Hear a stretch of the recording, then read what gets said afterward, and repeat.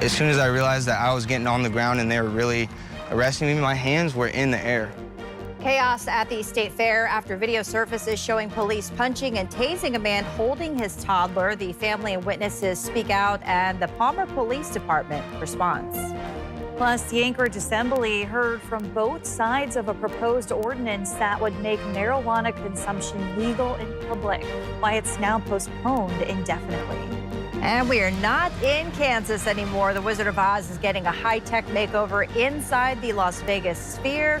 When to catch the dazzling reimagined show as the Morning Edition starts now. Good morning, everyone, on this Wednesday. I've seen so many videos of the Sphere inside. I know. I'd love it looks to experience exciting and also kind of scary at the same time. I don't know. Yeah, I've always wanted to, and I know it kind of has some components of that 4D atmosphere like a with vertigo. the Sphere. I've always wanted to try. Yeah, I've always wanted to try. You'll feel like you're in a tornado. Oh my is what they're gosh. saying. I don't know, And but it's like water spitting at you when you come across rain or anything like that.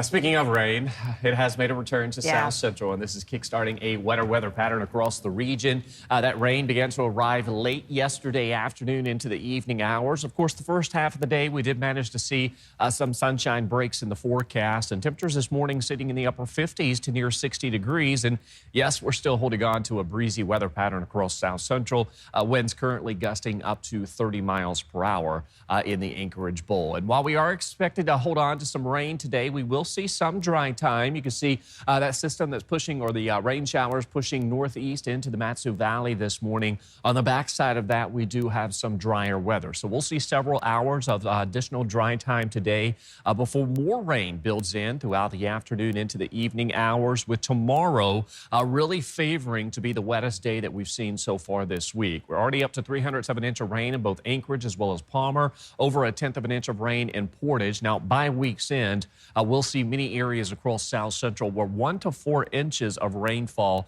will be possible. In addition to that, we're still holding on to some flooding concerns across the state with heavy rainfall gripping many areas of Alaska. Those temperatures today in many locations likely may stay in the upper 50s. We could see a few locations still managing to warm into the lower 60s, but the overall pattern continues to favor wetter, cooler, and cloudier weather pattern across South Central. So as you get outdoors, you want to take note of those rain showers pushing through the region. So rain builds into South Central, flooding concerns across the state, while wet Labor Day weekend still looking likely for many areas. I'll have more on that in that 7-day forecast coming up.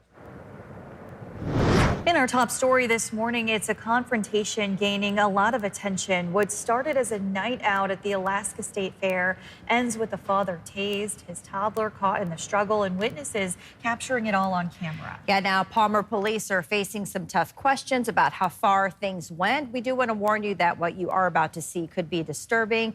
Joe Allgood begins our coverage. What the What you're seeing is moments before Palmer police forcefully separated Jeffrey Cook Reed from his toddler-aged daughter and firmly arrested him. I was bringing my baby to her. She was not drinking at all. She had never even been to the concert. Like, it was all under control. There was no reason for any of this to happen at all.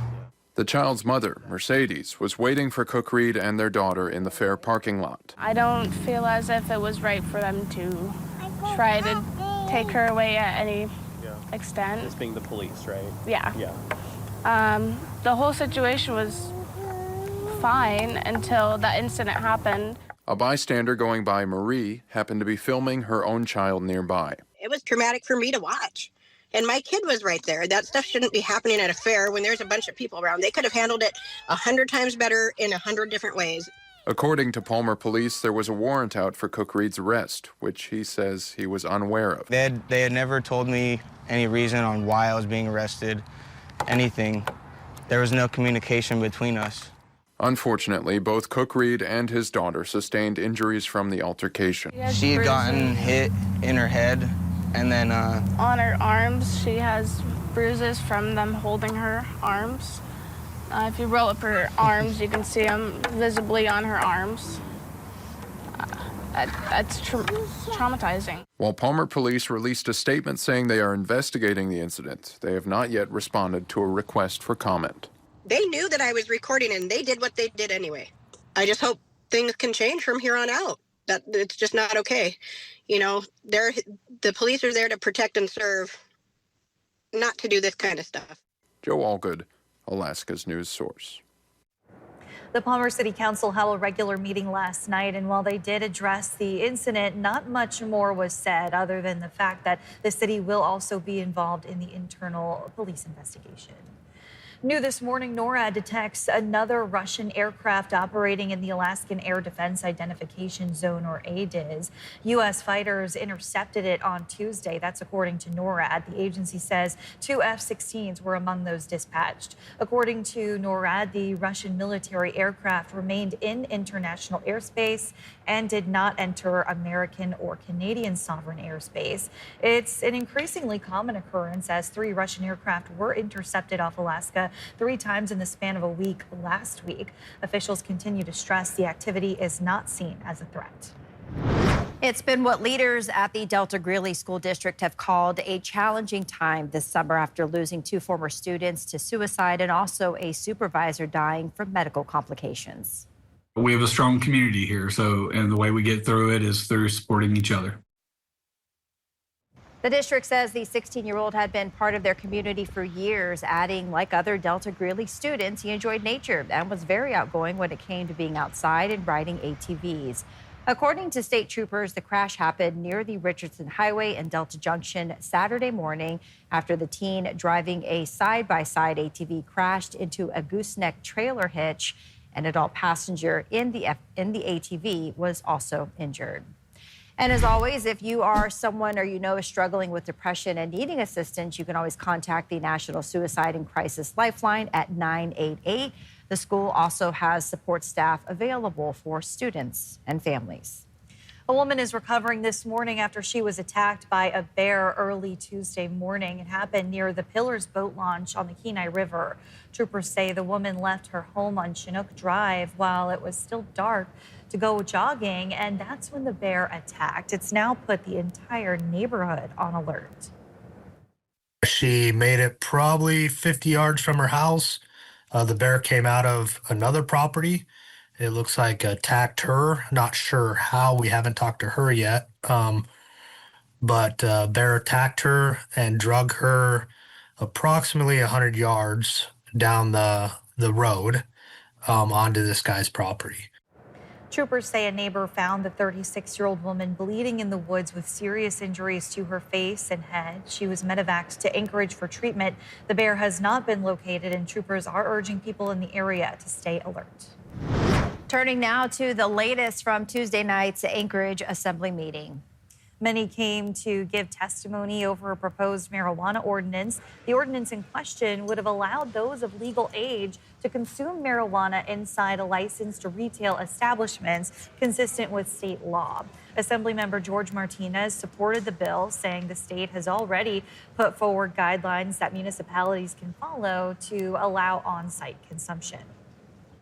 The state has fully developed strict rules for on-site consumption, including and all the way through inhalation, with requirements for ventilation, employee protections, and separate areas from retail.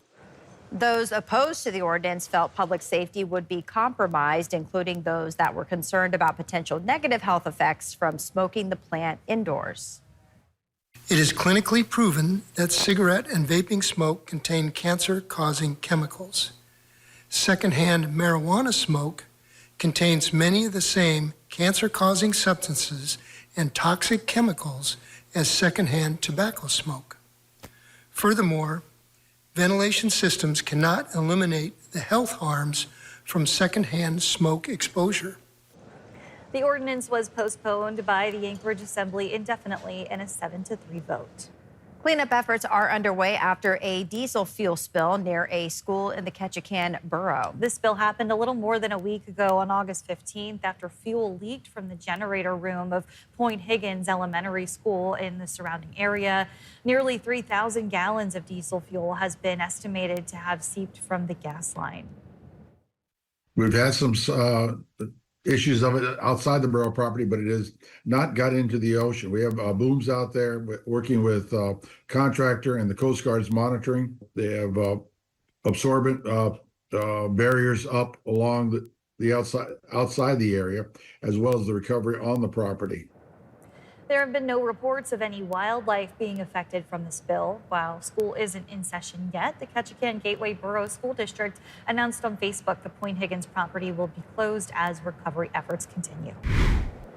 Ongoing rain in the northern interior is reaching dangerous levels. It's impacting both roads and boaters. Flooding on the Dalton Highway has forced DOT to close the Hall Road between milepost 112 and 156. A shutdown expected to last about 12 hours with possible shoulder repairs ahead. In Moose Creek, high water on the Chena River is raising flood concerns and making navigation difficult. One boater returned to find the river nearly covering the boat ramp at the Chena Lakes Flood Project. And it's so high now that it's pulled all the logs and stuff off the side of the river, and that's why we had to come in so slow. We had debris caught up in our jet, so it's made navigation a little difficult. I'd rather for it to be down a little bit. River levels are expected to peak tomorrow in Fairbanks, but at this time there's no concern of flooding from the borough. Rain in the forecast is helping slow wildfires after more than 1 million acres burned across Alaska. The Small Business Administration is now offering low-interest disaster loans to help businesses hit by the Bear Creek and Nenana Ridge complex fires. Unlike FEMA declarations, this program provides economic injury loans for small businesses, agricultural co-ops, nurseries, and eligible groups. And the loans do not cover farmers or ranchers except for aquaculture. They are available to businesses even without physical damage and can be used for debt, payroll, and other expenses. Loans go up to $2 million with interest rates as low as 4% for some businesses. Coming up, lightning like you've never seen it. Streaks shoot across the Arizona sky. The stunning video of the phenomenon caught on camera. And in this week's Arctic Gardens, we take you to a place of peace and comfort. How a healing garden is helping patients and families have a quiet space to recharge. Rain returning to South Central with wetter weather continuing across the state. I'll have more on that. First sunrise, 6:40 in Anchorage, 5:47 in Juneau. Your full forecast is next. A pretty cool lightning show in Peoria, Arizona Monday. Kara Straney shot this video of huge lightning bolts streaking sideways across the sky. Why and how does this happen, you might ask? Well, it's primarily due to the presence of large horizontal charge regions within mature storm clouds, which can lead to horizontal lightning, also known as anvil crawler or spider lightning. Aaron, I like to put on my meteorologist hat every now and then. Sideways lightning. Of course, I had to understand what that was, but I've heard of spider lightning. I mean, you sounded like you knew what you were talking about, so. And always a good reminder, anytime that you hear thunder, you want to make sure you head indoors because thunder is the sound that that lightning makes. As that lightning expands or heats up or strikes, it heats up that atmosphere very rapidly, and that is that noise you're hearing when it comes to thunder. Winter arriving along the slope. Flood concerns grow as heavy rain continues across Alaska. Meanwhile, we're still holding on to some summertime warmth out towards southeast. In fact, there's parts of the southern panhandle which are waking up this morning to a heat advisory, which remains in effect. So that wetter weather continuing to build in across South Central. Of course, we started off the first part of this week with fairly dry conditions, but now that wet conditions have begun to build back in across South Central. We began to see that rain pushing across the region late yesterday evening or afternoon into the evening hours. We'll see some dry breaks today. Should see several hours of some dry time before additional rain builds in towards the evening hours. But you can see this morning that rain that's pushing out of the Anchorage Bowl, that is lifting to the northeast. There's some of that drier weather on the back side of it, but we're going to see more rain showers pushing back in across South Central later today and into the overnight hours. This is where we're going to see some of that heaviest rainfall arriving as we welcome in the evening and into our Thursday morning. So be prepared for even heavier rain to spread across South Central. We'll see some of that heaviest activity out towards coastal areas. We're up to 4 inches of rainfall. Certainly will be possible by week's end, while inland locations from Anchorage and surrounding locations we'll see the potential for about 1 to 2.5 inches of rainfall. With that said, what we're going to be watching, areas of the Susitna Valley, we'll see slightly heavier amounts of that rainfall. One thing we're going to be watching, if this heavier band of rain That shifts a bit further to the east. Well, you're going to end up seeing heavier rainfall and more rain for the Anchorage Bowl and parts of the Matanuska Valley. However, if this stays out to the west, we'll still see some rain showers here in Anchorage, even holding on to some of that steadier rain, but that heaviest activity stays off to the west. So we'll be watching where that line of heavier showers sets up, as that's where we're going to see some of that heaviest rain pushing across south central. And then as we welcome in our Friday, we will see some dry time spreading back in across the region. So not all day rain here over the next couple of days. We will see some dry time, but the overall weather pattern is favoring a lot more wetter conditions across a good portion of south central. So notice through the rest of today and into our Thursday, that rain continuing to build in across the region. There's some of that heavier activity across western parts of the Susitna Valley. And again, if that shifts a bit further to the east, we'll see some higher totals as you head into Palmer, out towards Anchorage and parts of the Turnagain Arm. Temperatures today likely staying in the 50s in many areas due to the weather conditions, as well as cloudier weather pattern that we have with us. While some dry time is to be expected today, the overall trend continues to favor additional rain showers, although we should see some of that weather pattern beginning to dry off Thursday night on into our Friday, with the overall weather pattern continuing to favor. August as a whole has been below average, so any rain certainly is going to be beneficial to the region. Temperatures the next couple of days, upper 50s, lower 60s, widespread rain into our Thursday, Friday, with Saturday shaping up to be on the drier side. Labor Day, a high of 67. It's a special place that's focused on healing and comfort, an outdoor sanctuary designed to give patients and their families a place of peace. Here's Tracy Sinclair with this week's Arctic Gardens.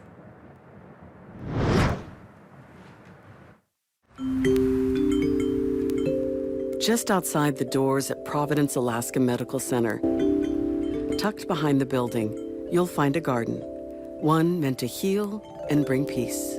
It feels magical. It feels like you've just entered a really special place where there aren't beeps, there aren't drips, there's natural lighting versus artificial lighting. People are often looking contemplative here. You walk in and it feels peaceful and joyful. Though sometimes it's a space where patients and families seek the comfort of nature, even a place to spend time before their final moments. We've seen lots of people come into this space who are at lots of different points in their illness and healing, from learning about a diagnosis to getting treatment to realizing and hearing that they might not survive their diagnosis. I feel like this garden invites not only patients but family members who are also making sense of all those changes in a person's life. The space where the garden is today used to be used by the Sisters of Providence when they first came to that hospital. Nurse Julia Sadowski says they were looking for a place to put the healing garden, and this place called us, and by the end we had so many green lights in its creation that we honestly started feeling like the nuns who had this garden here I don't know how many years ago, wanted a garden again, wanted things to grow and to produce. But we did at the end feel like we had help at a big level. Not just for patients, this place is also a comfort to those who provide care at the hospital. The healing garden for me is a place that I come when I just need to be still. And sometimes in a world that's very busy, in a hospital where we have extreme highs, we also find ourselves faced with many challenges. It's a space where I can come and it just settles my spirit. And it's a place where I come in reflection and prayer. So this garden has a lot of energy and memories and love in it. Tracy Sinclair, Alaska's news source. And for more tips on gardening in Alaska, visit our website and click on Arctic Gardens to view all of our past stories. Thanks for listening to our podcast. Click subscribe so you can get the latest podcasts from Alaska's news source automatically, and stay up to date with breaking news and in-depth reporting available for free 24/7 with the Alaska's news source app.